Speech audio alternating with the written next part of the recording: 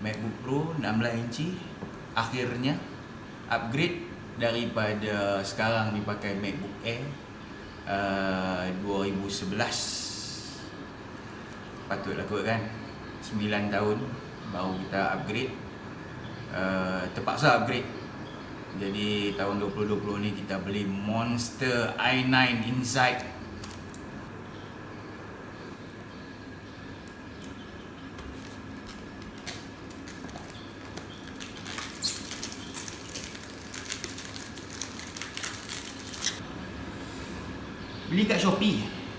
Beli kat Shopee sebab US set dapat diskaun agak banyak daripada beli kat Apple Store. Apple Store pakai Edu ID pun tak sebanyak ni dapat diskaun. So mula-mula takut juga nak beli, tapi baca-baca review dahsyat. Nanti kita share lah link dia dekat ni. So dapat diskaun banyak dan dapat free gift. Tengok sikit.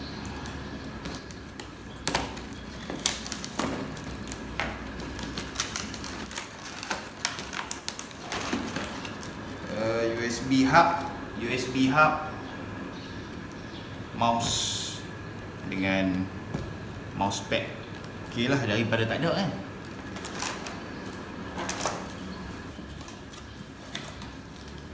Oh, lagi free gift. Mini tripod,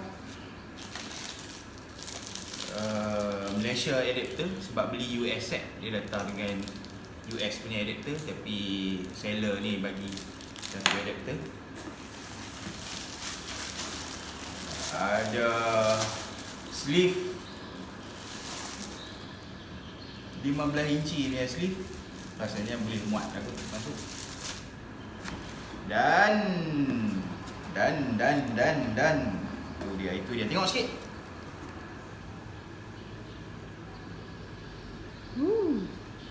Itu dia. Habis. Tengok muka excited dan muka seronok. Muka seronok. Hari ni 1/5. Tak nak bagi tahu. Itu dia, my close up. My close up.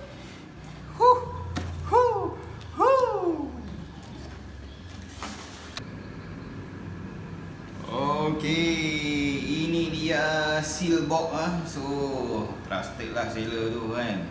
Okey, seal box berat 3 kilo lebih ya. Sebelum ni pakai MacBook Air memang tak terasa boleh angkatnya tu, tapi tak apalah kan, kita sacrifice untuk performance. Alright, kita tengok lagi seterusnya. Dia punya plastik kat sini.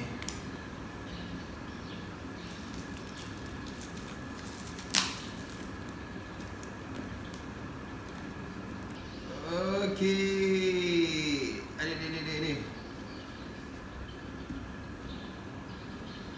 Ketat. Wow. Space grey lah semestinya. Terbaik kotak dia. So inilah dia.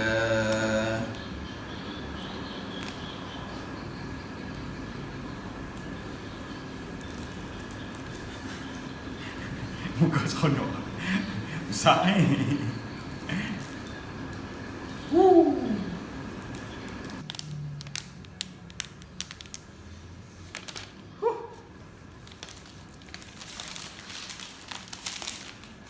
Itu dia. Space grey.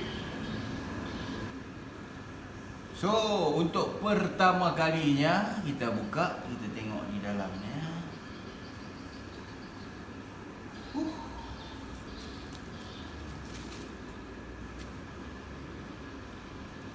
Terus dia on. So kita punya unbox hari ni terpaksa stop sampai sini cukup-cukup lah tu. Kita dah terlampau excited, kita nak setting up apa semua ni, nak transfer data daripada MacBook Air. Lepas tu nanti kita dah buka, insyaAllah kalau boleh review kita review lagi. Alright, Alhamdulillah.